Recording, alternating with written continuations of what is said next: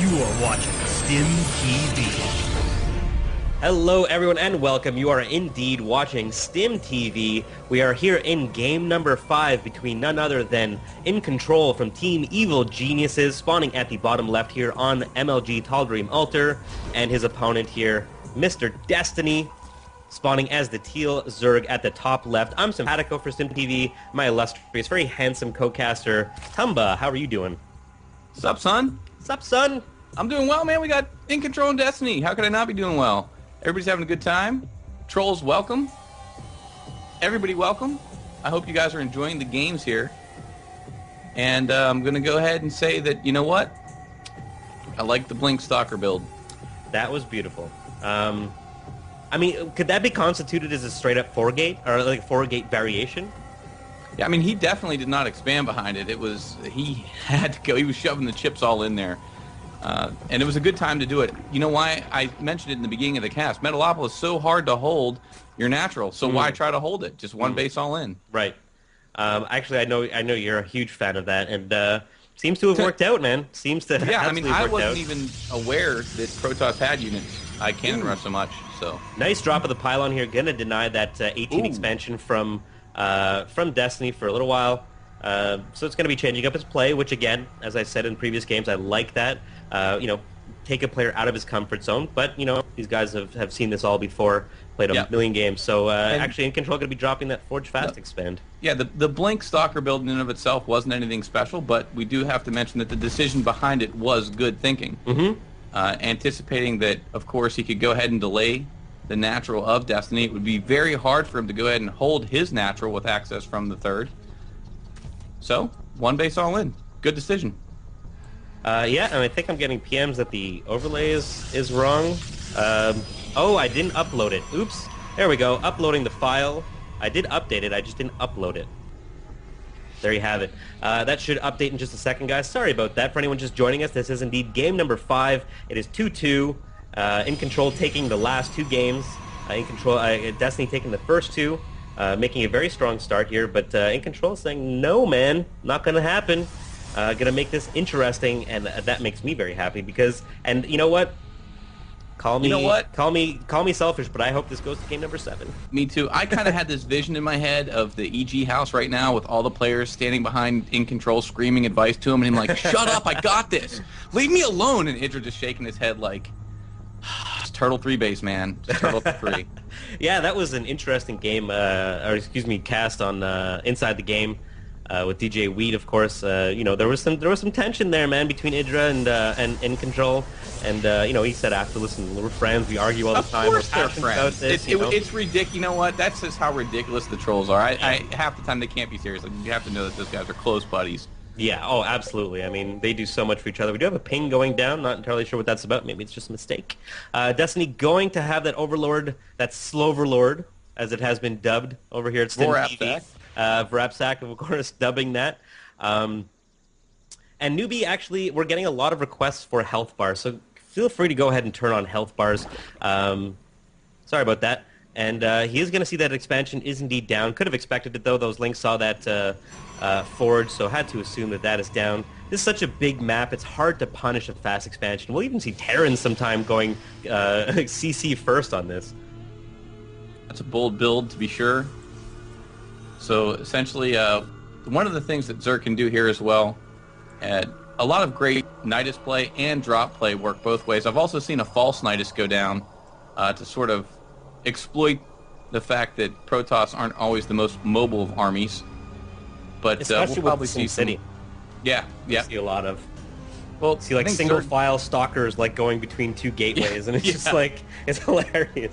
It's the worst. It's the worst. But I think that, you know, that's part of the cool innovation coming out of Zerg. And really, at first, Protoss was like, oh, we can forge fast expand, we're safe. No, not so much. Not so much. Zerg have really innovated and taken the game to another level, which is cool.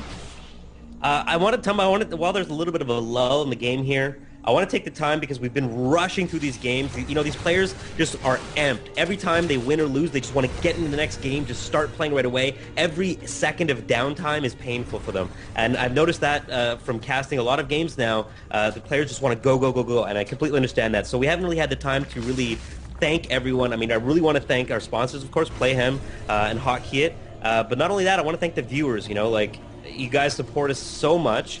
We have a nice growing fan base, and it's just amazing to see you guys come out and support it and watch these games. We hope you have a good time. We put literally, you know, between all of us, like hundreds and hundreds upon hundreds of hours every week in StimTV, getting all this stuff set up, the graphics, the production, you know, getting all this stuff done is huge, and it's really you nice. guys, you know, it's funny. You'll never know the worry going into a show match of, is the player going to show up or is there going to be a problem? Like, literally every show match, somebody's like, well, can we just delay it for, like...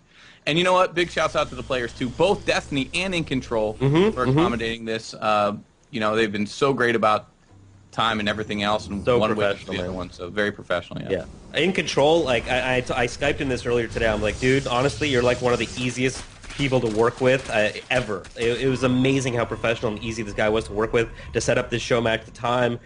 You know, was very happy to delay I love how it. you say that, like, Destiny's just old hat at this point because he's been in so many of our show matches. Like, yeah, Destiny's just he's part of the club now. He's, you know, he's in old there. reliable, man. He's old reliable, yeah. Like, Absolutely. what's that, the geyser?